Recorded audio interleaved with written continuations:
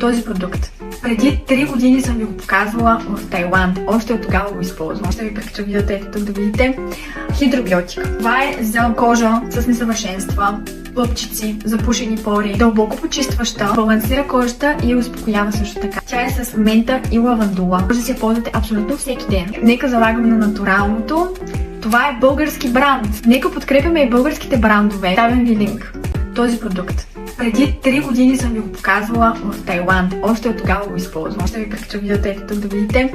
Хидробиотик. Това е за кожа с несъвършенства, пъпчици, запушени пори, дълбоко почистваща, балансира кожата и успокоява също така. Тя е с мента и лавандула. Може да си я ползвате абсолютно всеки ден. Нека залагаме на натуралното. Това е български бранд. Нека подкрепяме и българските брандове. Ставям ви линк.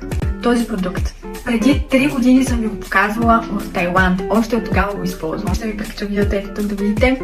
Хидробиотик. Това е за кожа с несъвършенства, пъпчици, запушени пори, дълбоко почистваща, балансира кожата и успокоява също така. Тя е с мента и лавандула. Може да си я ползвате абсолютно всеки ден. Нека залагаме на натуралното.